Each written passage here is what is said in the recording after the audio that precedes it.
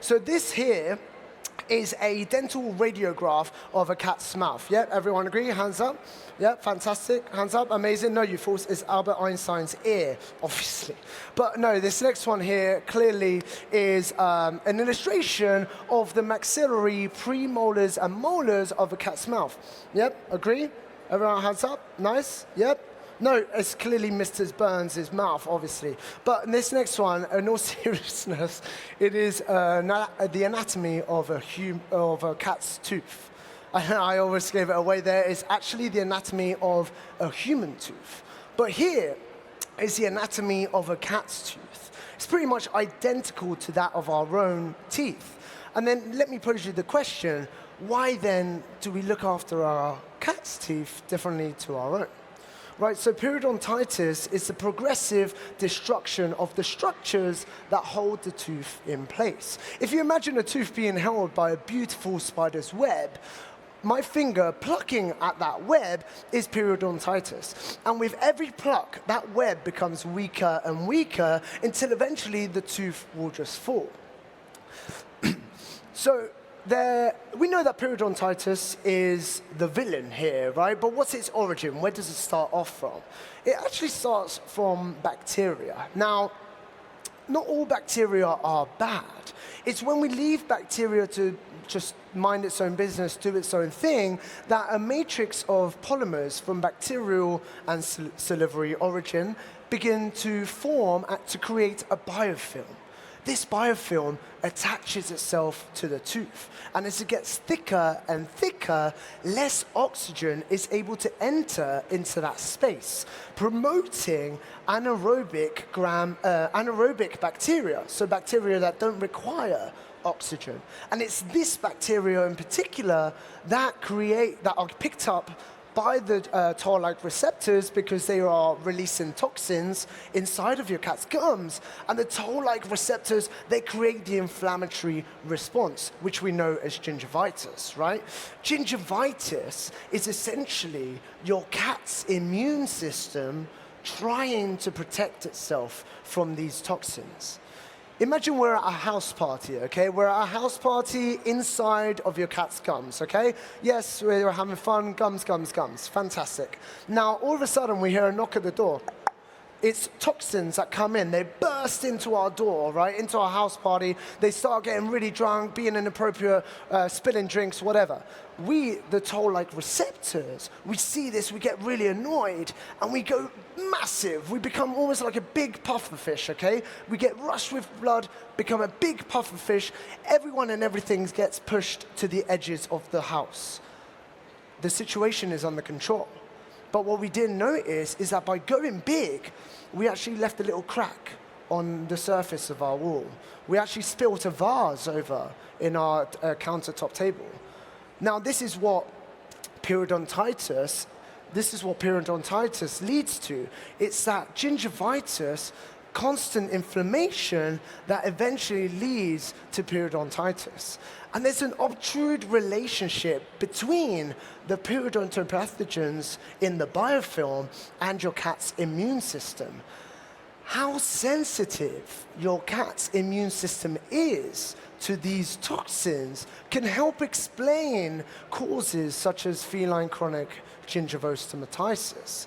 This 2012 study looked into exactly that. It saw how there are higher levels of these toll-like receptors in cases of cats that have feline chronic gingivostomatitis. Now, who's to blame, okay? Who is to blame for all of this? And again, this is an interactive session, so please put your hands up when you want to choose the options. So, who thinks that for periodontitis, we need to point the finger and blame at the food that the cat eats? Okay, awesome, awesome. Who thinks that it's the toxins, the fault? Hands up. Okay. Who thinks it's the calculus, the tartar, the fault of the tartar? All right. And who thinks it's the actual cat, the cat's fault? Right. Well, if you said the toxins, then congratulations, you are right. It is the toxins that, love that picture. It's the toxins that create the inflammatory response and begin that vicious cycles.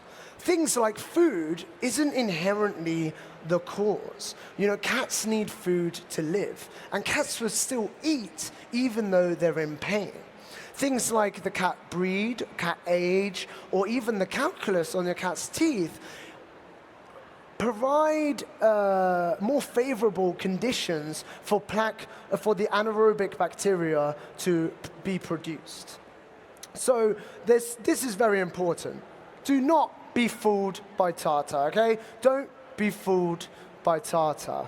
There's a very common misconception that eating raw food will actually protect your cat's teeth. Now, as we know, we're not going to get fooled by tartar, and this 98 study actually tested that.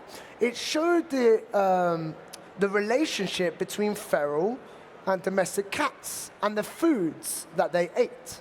So feral cats, cats that live in the wild, only eating prey, i.e. raw food, didn't have calculus buildup, right? They didn't have the calculus buildup. But again, we ain't going to be fooled by tartar. Oh, no.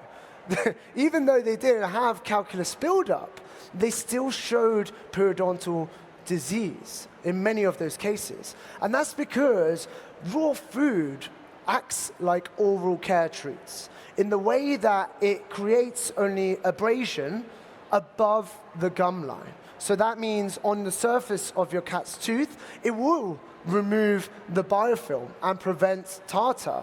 However, the pocket, which I don't know if I can go back that far, but the pocket you see there, that's called the gingival sulcus, and that's a hotspot for bacteria to accumulate. And that's where things like raw food and oral care treats fall short. Hence why this study proved that raw food has no effect on protecting your cat's teeth. Now, it's important here to be able to recognize the issues. There's a really good app, right? And I recommend you all to download this app. It's completely free. It's made by Zoetis and the University of Montreal. It's the Feline Grimace Scale. If you want, I can tell you more about it at the stand over there that I'm over.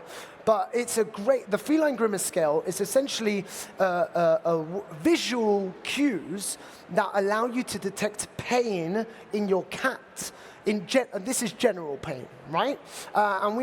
This is really useful because cats are great at hiding pain. Like I said before, cats will still eat even though they're in very much pain. But when it comes to oral health, right, we've got visual and we've got behavioral cues. Now, apologies for these images. They are a bit graphic. So visual cues, most visual cues are seen inside of your cat's mouth. And the ones that aren't, unfortunately, mean far progressed dental disease, right? So some of the ones that aren't, that you can see without looking inside your cat's mouth, are things like uncharacteristic drooling and also visible swelling. Though if you see any of that in your cat, take them to the vet immediately. You've also got halitosis, which is bad breath. That's the accumulation of plaque in your cat's mouth, and that can also be a visual sign of, plaque accumulation. Then inside your cat's mouth, you've got redness and swelling of the gums. You've also got broken or discolored teeth, or even receding gums, and those are all signs of dental disease. Now, something that's a lot easier to spot is behavioral cues. And you just do this by understanding your cat and knowing what to look out for. Once you know, and it's super easy. So first thing you want to see, are they pawing excessively at the face? That's clearly a sign that something's uncomfortable for them there. Also, do they not like being stroked anymore in their face? You know, are they more sensitive to your touch? Talking of behavior, are they more aggressive all of a sudden? Or are they less receptive to play? And speaking of play, do they no longer like to bite the toys that they used to before? Are they too hard for them now? Are they only going for soft plush toys? Do they not like drinking cold water anymore? Or when they're eating, are they eating like this or like this? Are they favoring one side? If they do, that means that there's obviously discomfort on one of those edges. Or on the other extreme, are they just hoovering up their food and trying to avoid to chew? All of these are essentially signs that your cat is trying to avoid stress on the structures that are holding the tooth in place. Now, something that I want to teach to you guys, now that we know how to spot it, now that we know the cause and who to blame, I want to teach you how to do a conscious oral exam at home, the cat-friendly way. So it's not going to be like that, all right? And you're going to keep your fingers intact, promise, right? So this has 3 parts. The first part is the easiest of all. All you have to do is look at your cat and look for any asymmetry in your cat's face. Any asymmetry will show signs of swelling, which again are something serious that you need to take to the vet, your cat to the vet.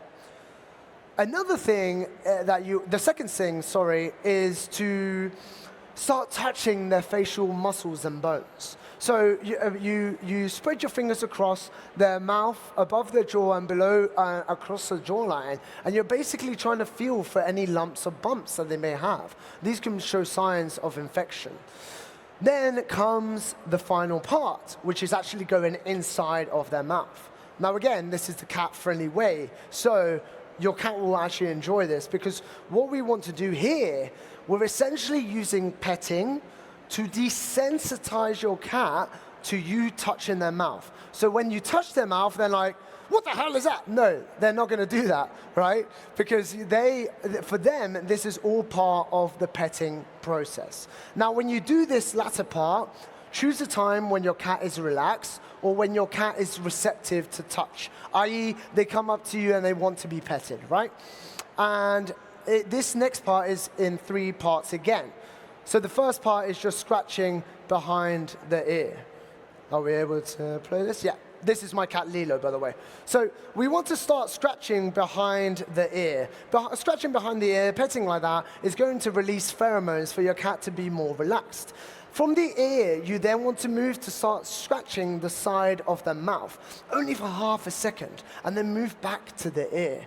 Again, what you're doing is increasing their tolerance levels from you touching their mouth. So over time, this can be a matter of hours, days, or weeks, you want to spend longer in scratching the side of the mouth, or make it more frequent that you can scratch the side of the mouth. Always moving back to the safe zone, which is behind the ear, or other places that they like. From there, the second part is stretching of the lip. We want to stretch the lip to then get that ready for the final part. So the stretching of the lip, again, the same as the first part, we're just going to hold it for half a second and go back to the safe zone, which is scratching of the behind the ear, or wherever they like.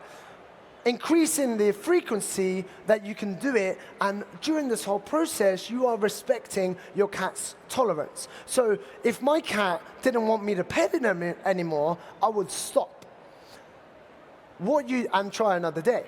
What you then do is, after the stretching, you are going to do almost like a crescent moon shape of stretching and lift it up, to lift the lip and look inside of the gums. And you're going to look for along the gingival margin, which is essentially where the gums and the teeth meet, and you're going to look for redness along that gum line.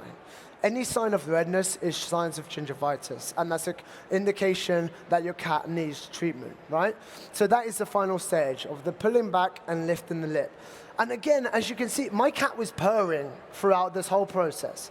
And the reason he was purring is because he thought I was petting him, and that's it. When he stopped there, I didn't do it anymore. He was clearly uncomfortable at that point, was like, whoa, this is way too much. Stop now, human. So I did, right?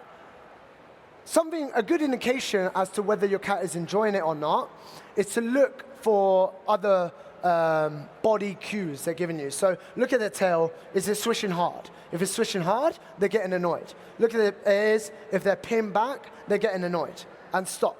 And do more again another day. The whole point of this is to do little and often, right? Keep it within your tolerance so that you can boost their tolerance up, and then get to the next stage, which stretching the lip. and then get to the next stage, lifting the lip. Do that at home, try it out today, just start trying to touch the side of the mouth. Now, we know what's the cause. We know how to stop it. We know how to do a conscious oral exam. You're like, Victor, what the hell? This is amazing. Thank you, you're welcome. And now, here are the treatments. So, when it comes to treatments, periodontal therapy is two-pronged, okay? It's dental cleans at the vets that you have to do, and then you have to do home care. You can't have one without the other. It's basically, imagine if you're on a rowing boat, right? You're on a rowing boat, you can only go forward with both rows in action. Now, I'm going to skip this. Basically, home care, what can you do? The main treatment is brushing. Brushing of the cat's teeth. If you're going to do that, start slow. Put some toothpaste in your finger, let them enjoy it, and then put it on their gums and their teeth, right? Being positive, eventually go into the back of the teeth, and then eventually moving on to the toothbrush. Now, if you, another option is our dental wand, which is a cat-friendly toothbrush. It basically engages their instinctual behaviors to hunt, and it applies those behaviors to express the desired actions of brushing teeth, right? Then you have things like chlorhexidine, which is basically like a mouthwash, but this is a nuke, right? If you use it, it's gonna nuke everything. All oral microbiome in your cat's mouth is gone. Something really cool that we're adding actually to our starter kits is a DentaShield spray, and that basically only targets the anaerobic bacteria in your cat's mouth, allowing the good oral microbiome to stay in there. But chlorhexidine is a good option if you've got periodontitis and you just need to wipe the slate clean. That's a really nice option. Then you obviously water and food additives. These things you would add it to the food, and it's a nice passive way to basically add enzymes to your cat's teeth, break down the plaque. The only issue here is that you can't control where it goes, right? And oral care treats, this is a complement like everything else that I've showed you here today, to brushing. Brushing is the only sole standard. Everything else that I showed you is a complement to brushing. And like we know, oral care treats, they act like raw food. They're great above the gum line, but won't do much below. And they'll only really focus on the premolars and molars of the cat's mouth. And then to summarize, basically, to look, what causes your cat's damage? Toxins. How's the toxins formed? Periodontal plaque. Then how to spot it? Behavioral cues. Check if they're eating like this. Check if they're just hoovering it. Check if there's changes in behaviors. Oral cautious exam. Look at their face. Symmetry? Yes? All good. Yeah? We like symmetry, okay? And then the 3 steps. Stroking behind the ear, stroking the mouth, stretching the lip, lifting the lip, staying on top of it. And then choosing the home care routine that is optimal for you. So if anyone has any questions, open to help out wherever possible. Otherwise, I'm just at the stand over there if you want to have just a chat as well. Thank you so much, guys. Thank you. You've been amazing. Hello. Hey. So you invented the cat wand. Yeah. What's your story and why did you invent it? So it was thanks to my cat, Lilo. It was thanks to my cat, Lilo, that you saw in there, actually. I tried brushing his teeth for the first time. It was a nightmare, and I hated the experience, and so did my cat.